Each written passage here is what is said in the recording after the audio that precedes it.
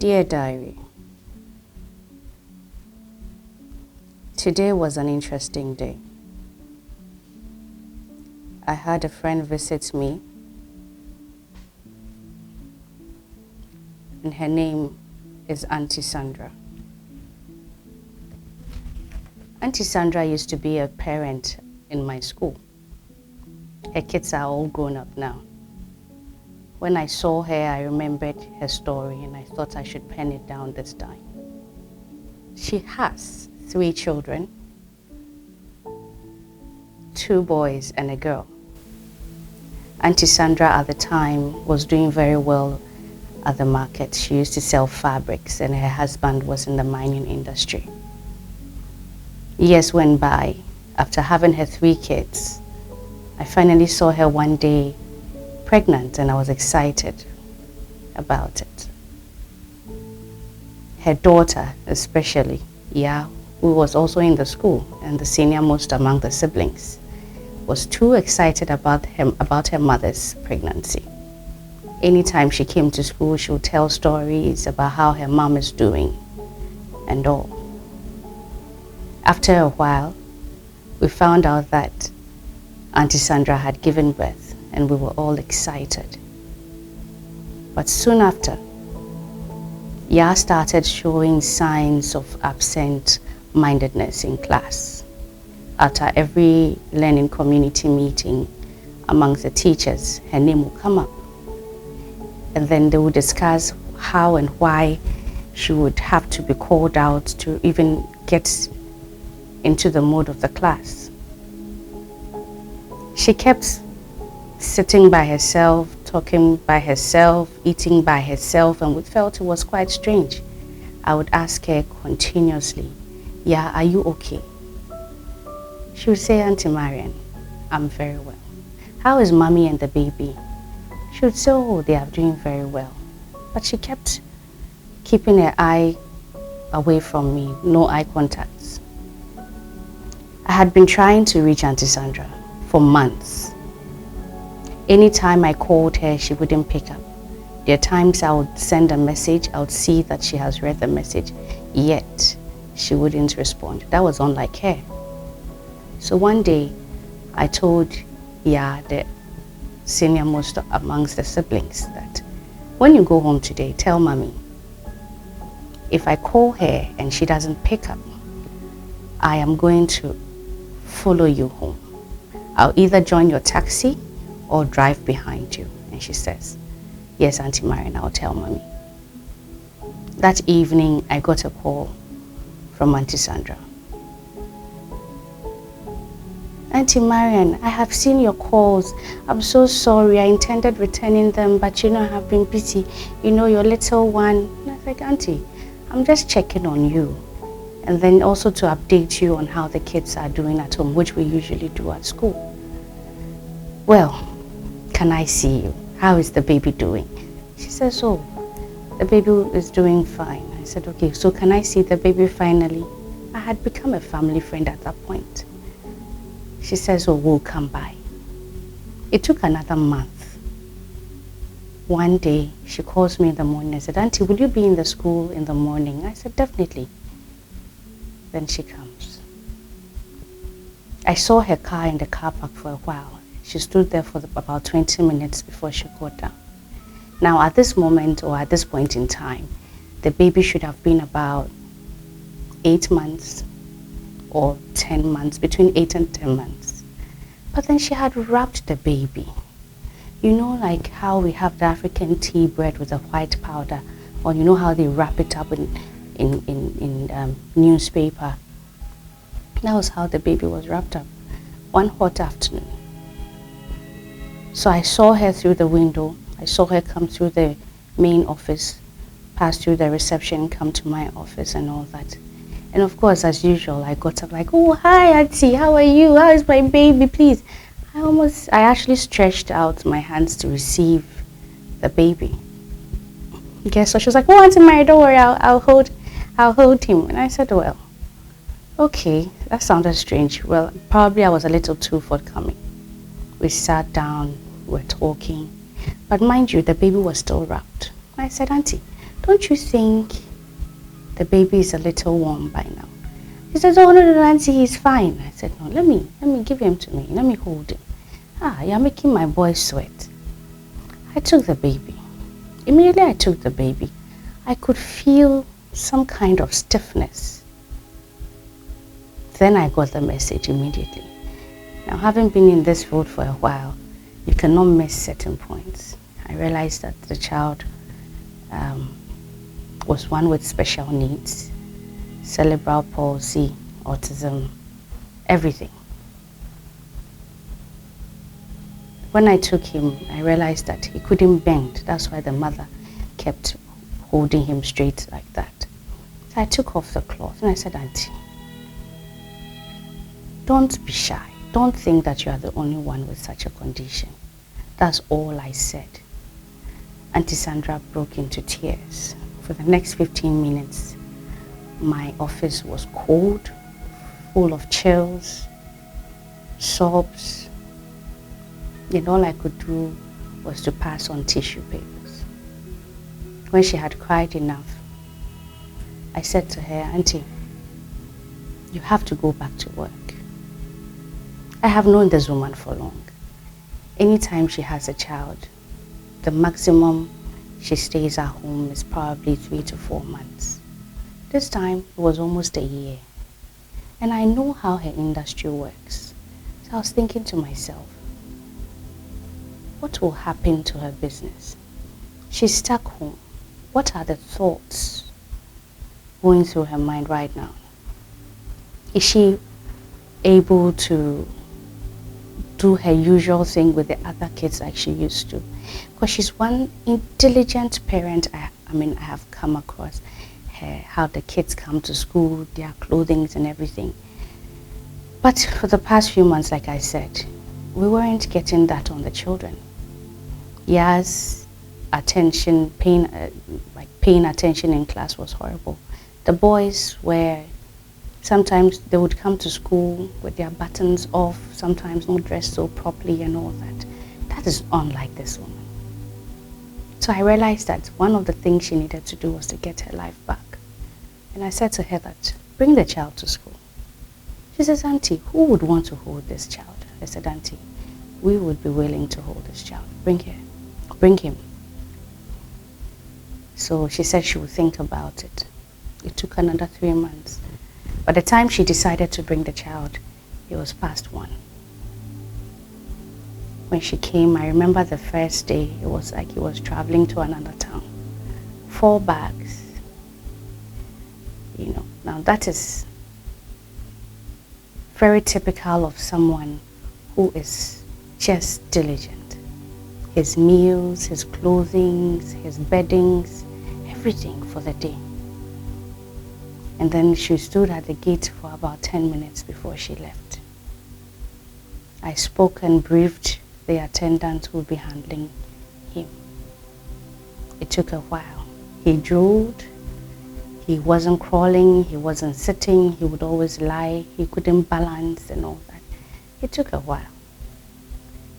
2 years later,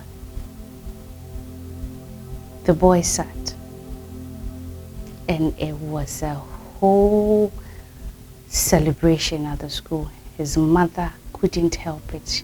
She was just weeping out of joy. His siblings were carried away by the news. Even his father, who couldn't really face the situation, couldn't hide his joy. After a while, we realized that he was adjusting to the school environment. His drooling had stopped. He could smile. He was making eye contacts. Well, there were times that he would, shake and all that. But it was way better than before. I would spend time with his mom discussing how we could make him walk. He was undergoing physiotherapy as well. There were times she would pick him up from school for therapy sessions and all that. Unfortunately, this child fell ill not less than twice a month. When I say fell ill, really bad sicknesses, sometimes he would be admitted for a week. Now, this is a family that had lost everything, because at the time when the mother was not going to work, there was a fire outbreak in the market, her things got burned. The father had to take a package from the mining company he worked at so that he could come and assist his wife with the children.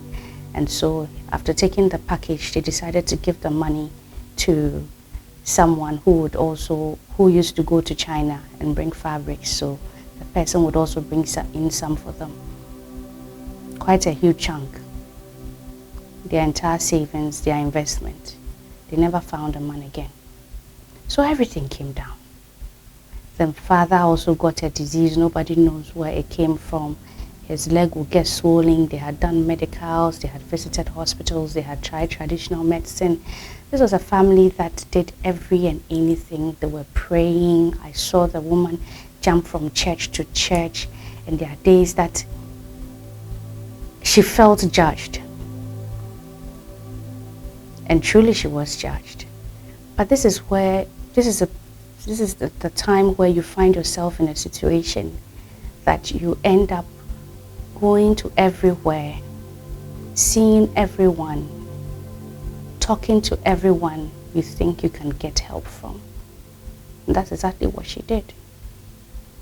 Her greatest worry was, Auntie Marine, will my boy ever walk?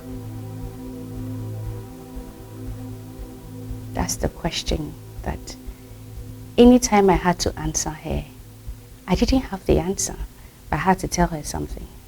So I said, oh, Auntie, he will walk. You've seen more stories than this. Worst cases, they've walked, Auntie. You see. I didn't believe in that. I didn't believe it, but I had to tell her something. Soon we were discussing the issues of the other children with her. That, look, your boys are drifting, your girl is not doing so well in school. And then the explanation was that they were so attached to their brother and they couldn't just live with the fact that he had come with a condition that they were all helpless with. The third born, that's the one before the little boy who wasn't so well. The third born, he was, I think Edwin. Yeah, Edwin. So Edwin was good in class, but quite naughty. He needed quite a lot of attention anyway. And I think that one of the ways he felt he could seek that attention was try to be extra naughty. So that was also a lot for the family. I remember one time someone told me that he saw the father give him a huge knock, and the person said he felt the knock in his heart. Sad, isn't it? But that's what frustration can do. When you have one child with one problem, another one popping up with another, and the rest of the children feel that they are not justified to even come up with anything that can worry the family. It was tough. Now, business is down. What to eat sometimes was a problem. But the mother was so fixed on getting her son well, which was very natural, that sometimes she admitted that she usually forgot the others. The father was also frustrated, not being able to support home as he should, and so sometimes he would also go away. School fees was a problem. Clothing was a problem. Books, medical care, food, everything. Now, after a while, the boy started getting better. It looked like it was getting better in the family. Then one Christmas, I got the best news ever. The mother sent me a message. And the message was, stay tuned. There came a video. I tried downloading it. It took forever. You know when you are itching and you want to see what the person has sent you, because it's not someone you actually really chat on WhatsApp with. Now she sends you a video and you are dying to see the video. I downloaded the video. I couldn't believe my eyes. My boy was walking. He walked. on the 16th of December, he walked.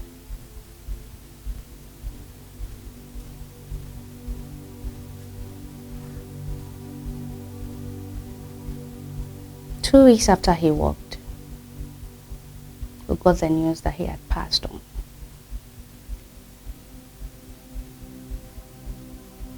For the first time, I didn't know what to do. I didn't know what to say. I didn't know what to do. That's all we prayed for. Now I asked myself the question that, did we pray the wrong prayer? Was it too much to ask? And the video I had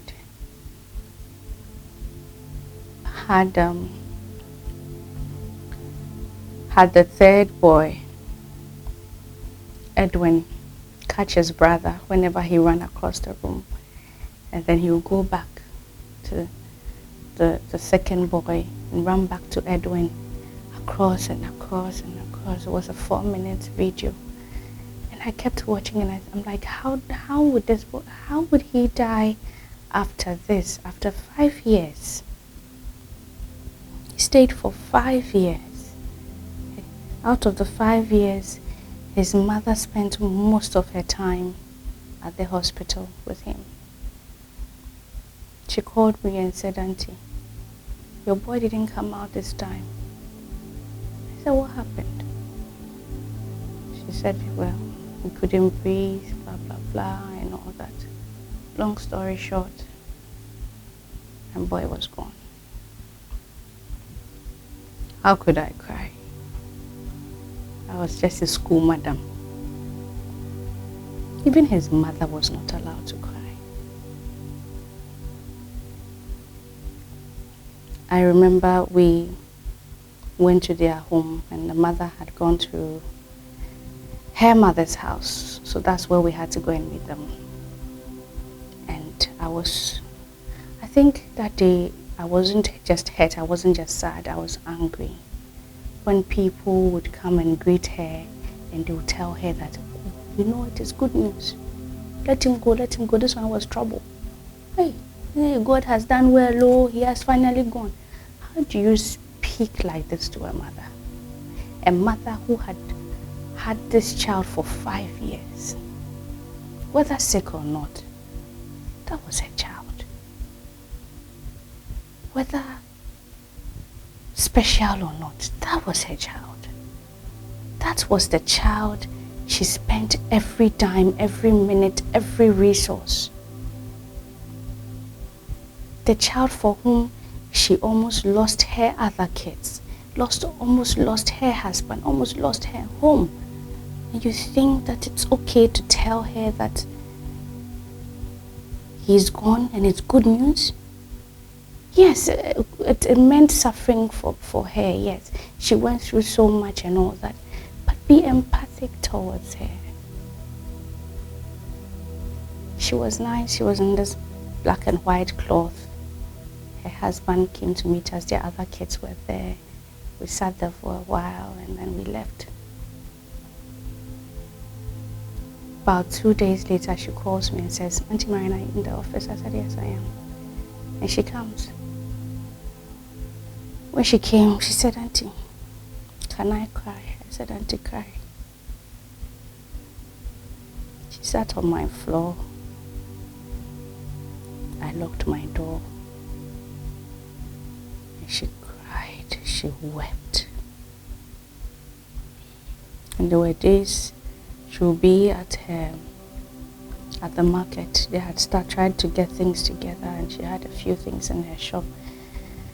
So scanty that anytime people would go to her and ask for things, she would redirect them to another shop. So basically she had nothing there. And she would call me and said, "Auntie," the boy's name was Kwame. Says, "Auntie, I saw Kwame in my dreams. Auntie, Kwame said I should stop crying. Auntie, Kwame said he was at a better place." She always had a dream. And there are days I saw her, she went through so much for months, and she had to hide this grief because to most people around her, she wasn't justified. Her grief was not justified. How do we tell people how to weep? How do we choose grief for people?